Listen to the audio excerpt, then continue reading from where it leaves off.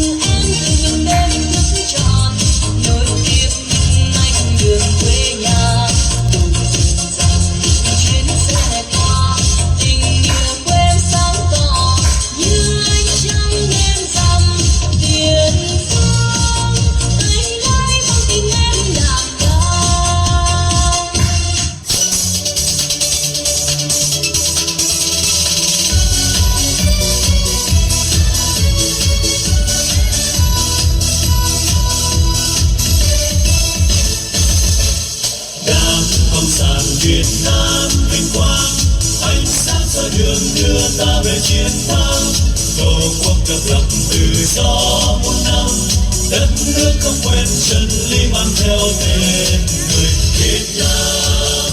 Ta tiến vào kỷ nguyên ánh sáng, Chúa nghĩa xã hội đèn thêm năm tháng, bước theo đảng thì chung trong trắng, dẫu con đường còn qua mưa nắng. Việt Nam ơi, mùa xuân đến rồi.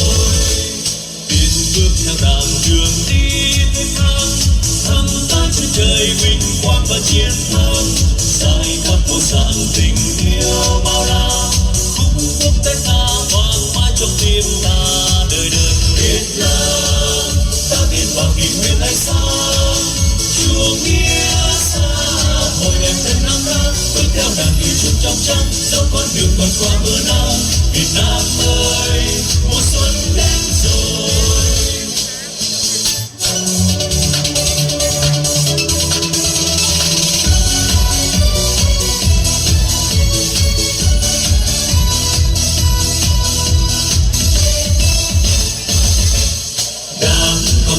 Việt Nam vinh quang, ánh sáng soi đường đưa ta về chiến thắng. Tổ quốc độc lập tự do muôn năm, đất nước không quên chân lý mang theo tên người Việt Nam. Ta tiến vào kỷ nguyên ánh sáng, Chúa nghĩa xã hội đèn thêm năm tháng, bước theo đàng kỳ chung trong trắng, dẫu con đường còn qua mưa nắng. Việt Nam ơi, mùa xuân đến rồi. Bước theo đàng đường đi tới thắng, thăm ta trên trời vinh quang và chiến thắng. Giải thoát vô sản tình yêu bao la, khúc quốc tế ta vang mãi trong tim ta đời đời. Việt Nam ta tiến vào kỷ nguyên ánh sáng, Chúa nghĩa xã hội đèn thêm năm tháng, bước theo đàng kỳ chung trong trắng dẫu con đường còn qua mưa nắng Việt Nam ơi.